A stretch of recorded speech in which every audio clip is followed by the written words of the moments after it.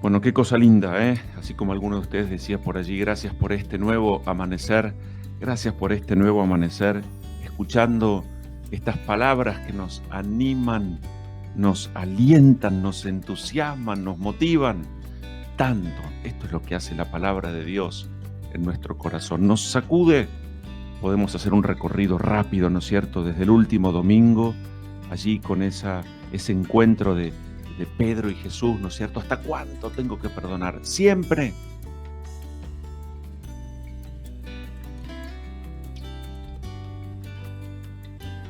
Y entonces empezábamos la semana con este desafío, encarnar, hacer del perdón una realidad cotidiana, permanente en nuestra vida, sabiendo que es un camino que no es fácil, pero posible.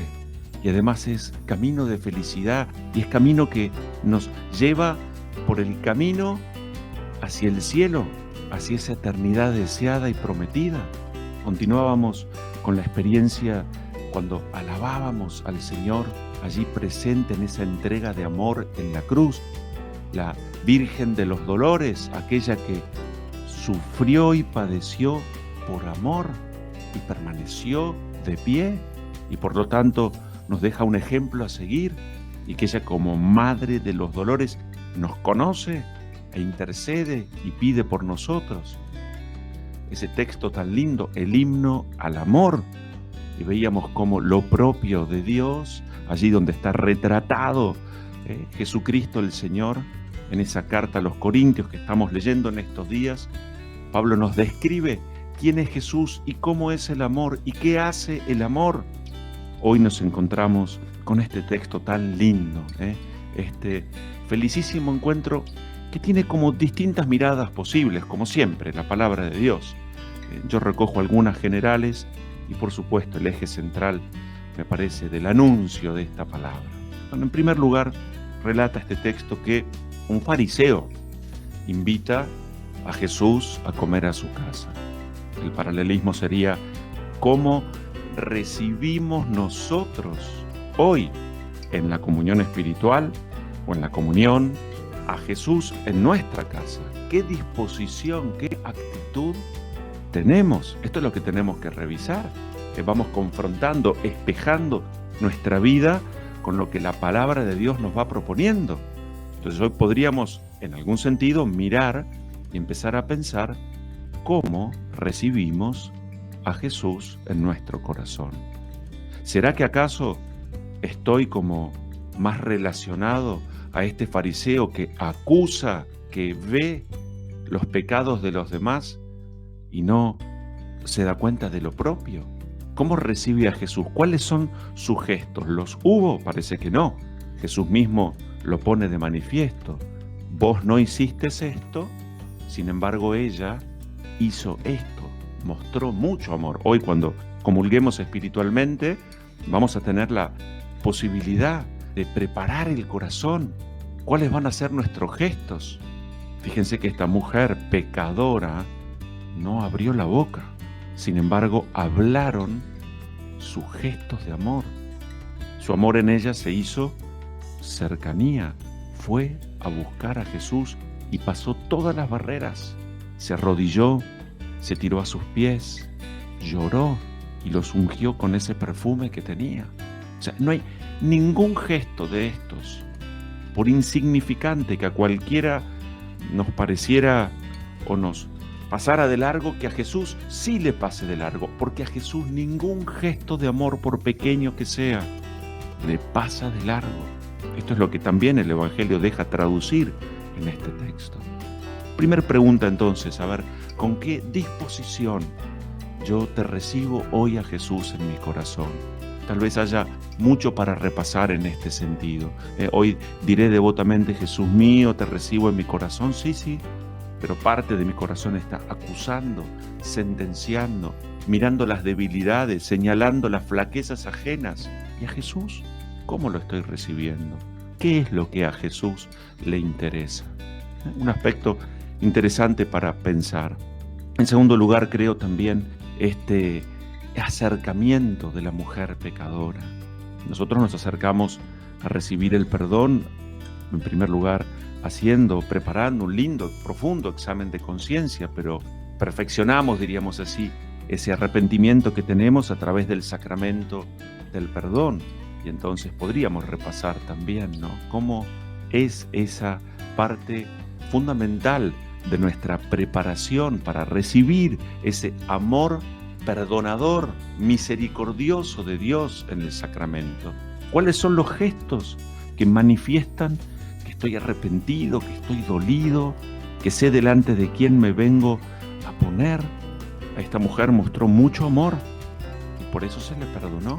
Y es curioso porque Jesús ve en ella la fe, algo sobre lo cual hemos reflexionado durante tanto tiempo a lo largo de esta cuarentena.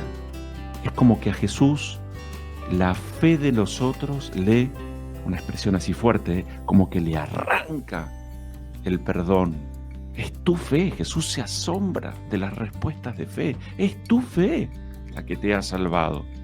Como diciendo, no soy yo. Es tu fe la que te llevó a ponerte así de rodillas, derramar tu mejor perfume. Lo podríamos pensar nosotros, también de la misma manera.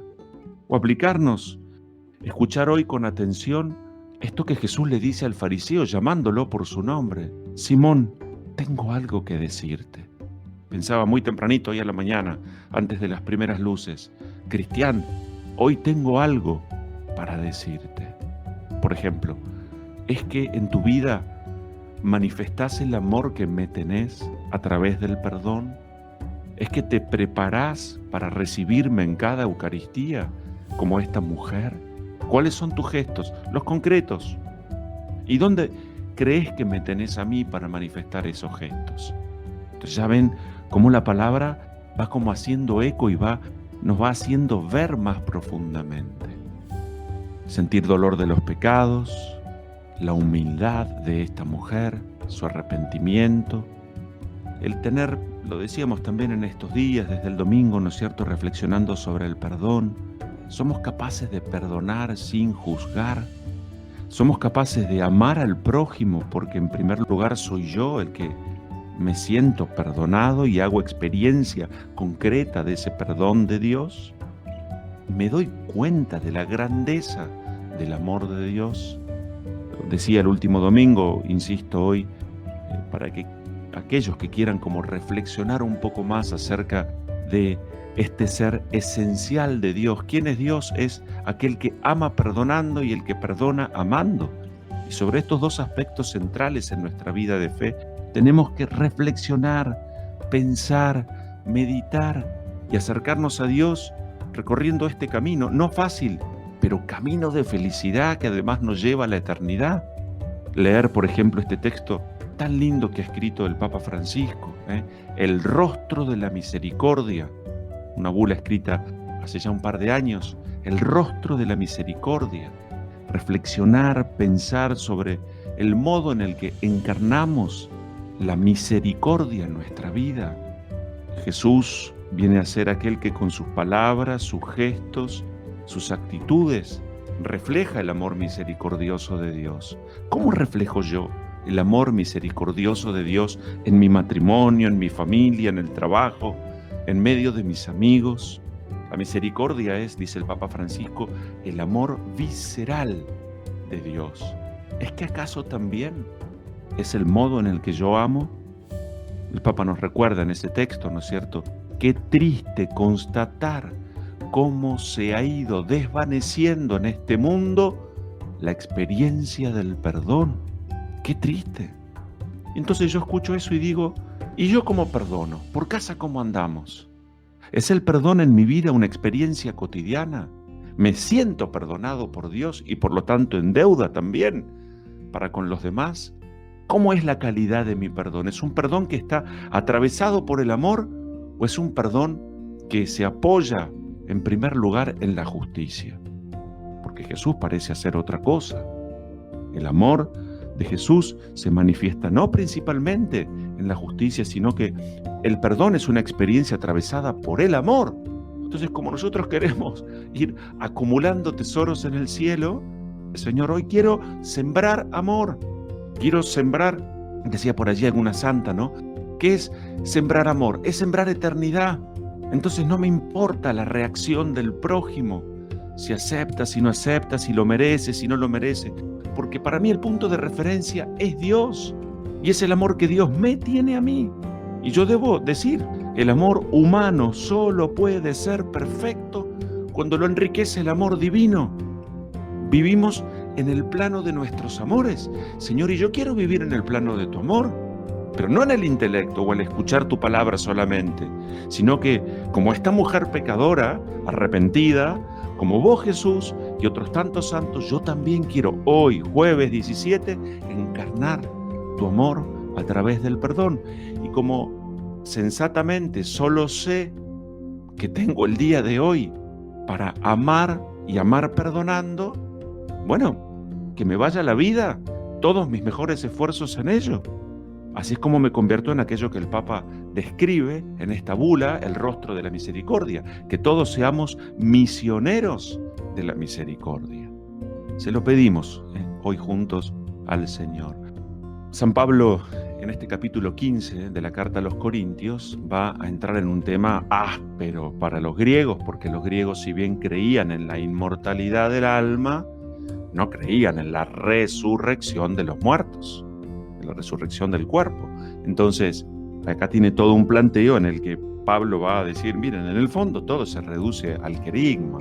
¿Qué hizo Jesús? Padeció, murió, resucitó. Y de esto es como un breve credo. Somos testigos nosotros. Y empieza a señalar esta serie de testigos que califican.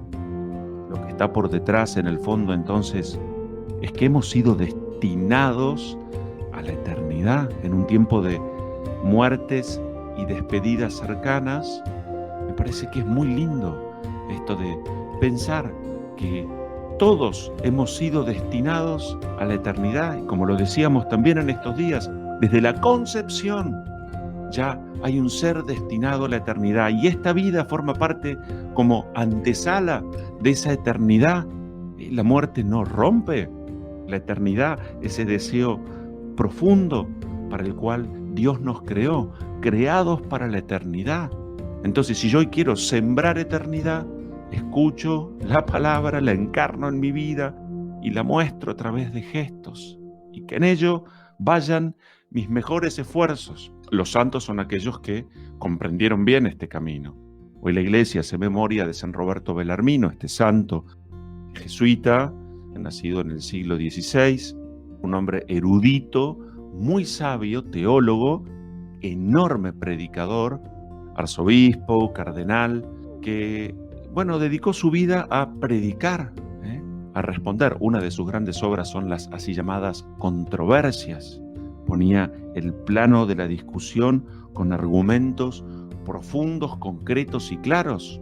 San Francisco de Sales no se movía a ningún lugar si no era con la palabra de Dios y con las controversias de San Roberto Bellarmino. Allí estaban como las respuestas para presentar claramente el concepto de la buena noticia, respondiendo en aquel momento y aquella época, el tiempo de la Contrarreforma, a los argumentos que los protestantes habían ido como con obras por escrito, cosa que todavía en aquel momento los cristianos no habían realizado, y estaban como sin argumentos. Entonces San Roberto Bellarmino fue muy importante en aquella época, con sus escritos, la coherencia de su vida. Escribió también un catecismo que fue a modo de preguntas y respuestas muy utilizado por la Iglesia de entonces, y ya sobre el final de su vida escribe un opúsculo, un librito, muy lindo, que se llama El arte del bien morir.